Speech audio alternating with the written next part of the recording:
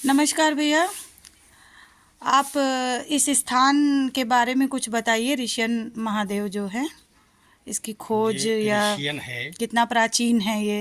यमुना से लगभग 2 किलोमीटर दक्षिण की ओर। जी विंध्य का जो पठार है जी उसके अंत में सामने जमुना जी यहाँ से दिखाई पड़ रही होंगी। जी जी इसको गुप्त काशी कहते हैं। जी 16वीं शताब्दी का एक ग्रंथ है वीर भानुदय काव्यम जी बघेलों का, जी उसमें इसको गुप्त काशी कहा गया है। जी जी और नीचे जो है वो चंदेलों का बनवाया हुआ तालाब था, जी जिसको अब नष्ट भ्रष्ट कर दिया गया है।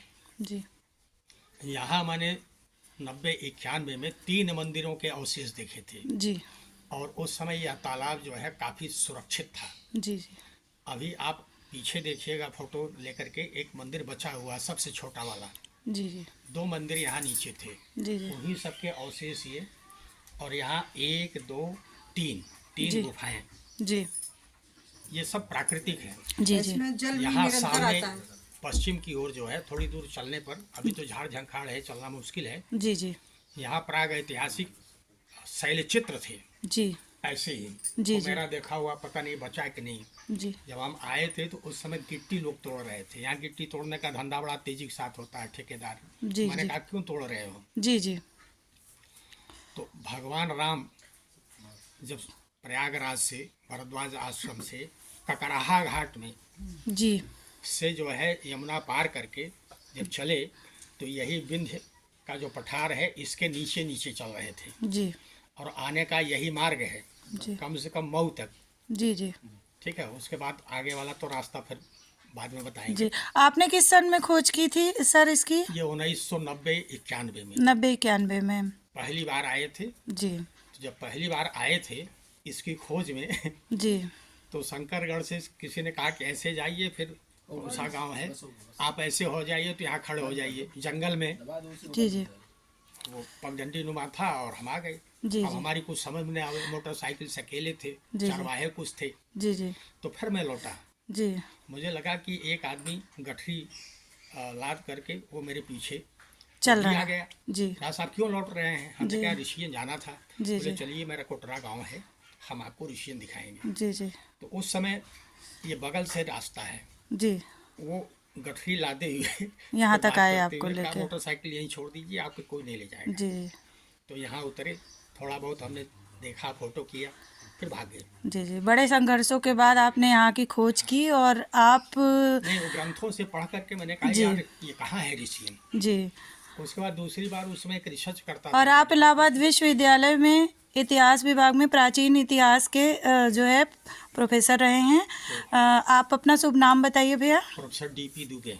हाँ जी, आप प्रोफेसर डीपी दुबे जी को सुन रहे हैं। प्रोफेसर डीपी दुबे जी हमारे पूरब के ऑक्सफोर्ड कहे जाने वाले विश्वविद्यालय, इलाहाबाद विश्वविद्यालय, प्रयाग विश्वविद्यालय के प्रोफेसर रहे हैं। और इस ऋषियन महादेव की खोज इन्होंने की है। बहुत ही खोज तो मतलब और लोगों ने भी की होगी, लेकिन इन्होंने इतिहास में सामने लाने का कार्य इन्होंने किया। और पुराण ग्रंथों के द्वारा इन्होंने पता किया कि ये कहाँ पे है और आए। और बड़े जद्दोजहद के बाद ये तो 2-3 साल पहले जब आया था तब आप मुझको मिले यहाँ पे। साल 6 महीने से आप यहाँ जमाए हुए थे।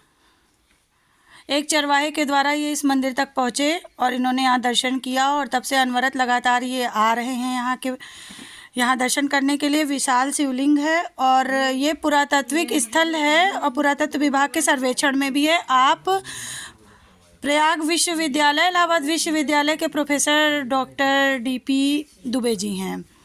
अब हम यहाँ के पुजारी जी से ही यहाँ के बारे में कुछ जानकारी देना चाहेंगे। ये बहुत प्राचीन मूर्ति सामने है, दिख रही है। भैया ये किनकी मूर्ति है? स्वामी कार्तिकेय भगवान है ये। जी, ये कार्तिकेय भगवान जी हैं। सेनापति कार्तिकेय जी है ये। जी जी जी। और ये चतुर्मुखी मूर्ति है। चतुर्मुखी है। देखिए ये कितनी प्राचीन, काफ़ी प्राचीन ये है। ये चंदेल कालीन है। ये चंदेल कालीन ये मूर्तियाँ हैं और काफ़ी अवशेष नष्ट भ्रष्ट भी आपको दिखेंगे। ये कुछ मूर्तियाँ हैं जो टूटी हालत में भी आपको मिल जाएंगी।